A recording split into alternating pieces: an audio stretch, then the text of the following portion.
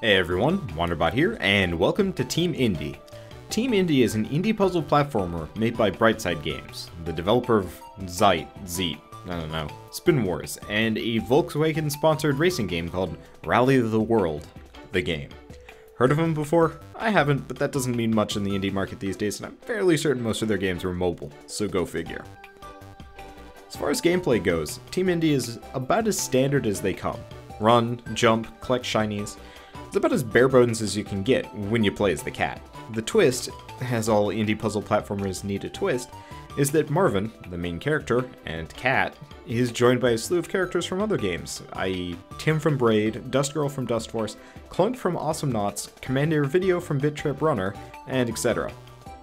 Each character brings their own unique mechanic along, which definitely helps this game make this game like far more interesting than, just generic puzzle platformer. To clarify the mechanic a little bit before I start, the way it works is you get to pick a character based on a token sitting there, and the token counts as a checkpoint, and you play through the level for a short period of time as that character up until you find a cat token, at which point you turn back into the cat and you can change into another character again. So you can use the characters in sequence to solve puzzles. It's interesting. For example, you can use Jitters, the green blob from the Great Jitters Pudding Panic, haven't heard of that one actually, to form platforms for CommanderVideo to hop on to unlock a door to let Martin through the level. It's clever, and it's probably the best homage cameo game I've seen to date. The mechanic is... it's interesting, especially when you're combining the characters together. But that said, I have some issues with the game itself. For starters, there's only one way to solve all of the puzzles. You mess up at all, you have to start over, likely from the very, very beginning. And sometimes you actually have to solve puzzles in multiple steps, once through with, Jitters, once through with CommanderVideo, and then last time to get Marvin all the way through. But unfortunately, it ends up, it ends up having issues, because while the levels are fairly short and easy to navigate, repeating everything does tend to get obnoxious. They're checkpoints, but like I said, a mistake made early on in the process, so if you made a mistake with Jitters, forgot to put up a platform, then you actually have to reset all the way back to Jitters completely, and then have him put that platform up, which, takes a fair amount of time. Honestly, I keep comparing this game to Braid, considering it actually has, Tim from that game in it. And that game had really interesting puzzle solving, and if you made a mistake, you could wind back time, just a little bit. Whereas in this one, you can wind back time back to, every single checkpoint you ever hit. But if you make a mistake, very late on in the process, so if you're just about to hit the exit with Marvin, and you forgot to leave that platform I was talking about, or you fall in a pit, you either have to start all the way back over, or at least redo the segment, which, only ends up taking 10 seconds to a minute, but at the same time, you can make a whole lot of mistakes in this game, and it, does wear you a little bit thin by the end. So, honestly, while the character swapping mechanic is a neat idea, you also have no freedom to pick and choose the characters. You are essentially given a prescribed set of characters in a prescribed order, and you have to, go through the puzzle that way. So instead of swapping through the characters, but feeling clever about your solutions, you're given the characters, in that specific order, and you actually have to use them to solve the specific in one specific manner. You can't use, Tim combined with Clunk from Awesomenauts to bust apart some rocks and, do some weird timey-wimey magic, and it'd be really cool if you could do that. But no, you have to lay down platforms with Jitters so CommanderVideo can go through and slide under a thing, so you can unlock a door so Marvin can get through, hop on a couple of platforms and go through the exit. And as simple as that is, it does end up making the game feel very limited. And they had a lot of potential that I think they lost there, which is kind of a shame. I personally, rather be given those characters, left to my own devices, see if I can figure it out on my own, match the characters, and then, discuss it with other people. Because as it stands, there's no, water cooler talk about this game. It's like, oh, how'd you solve that problem? Well, it's, here's the only solution. It would be really cool if you could figure things out on your own. Oh well.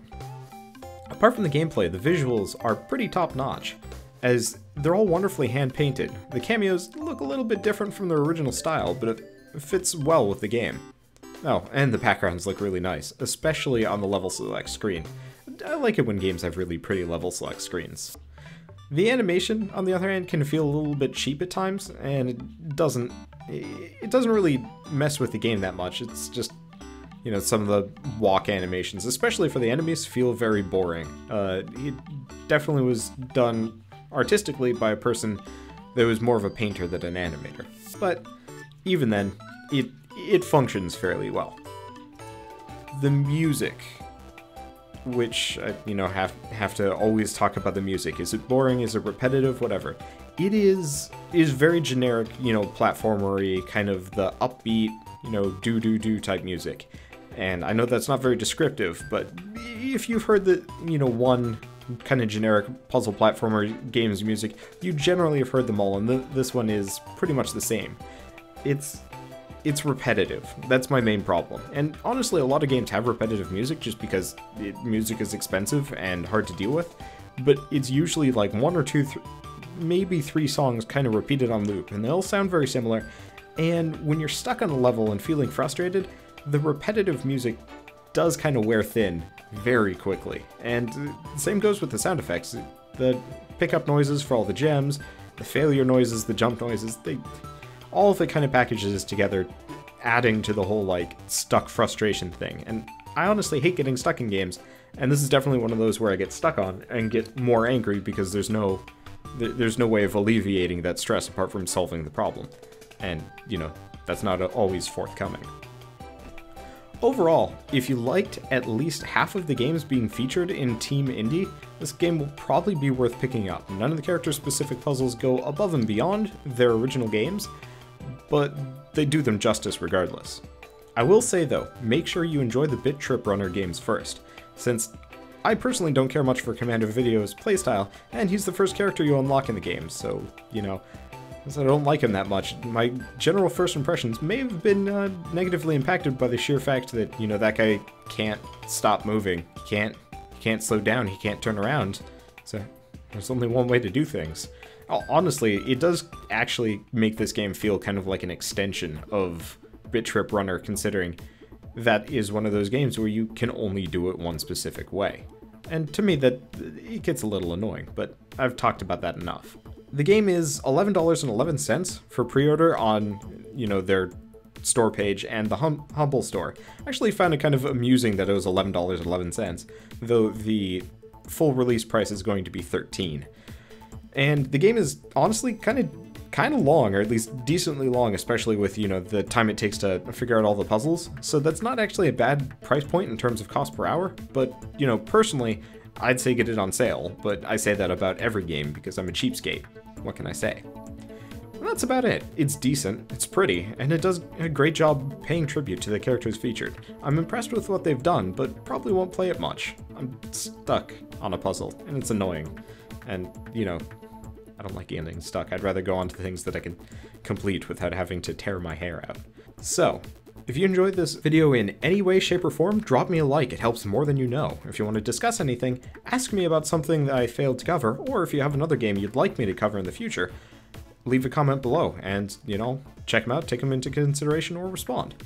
Or, if you want to see more, please subscribe, because I do a lot of indie game reviews and other stuff too, and, you know, fairly high frequency.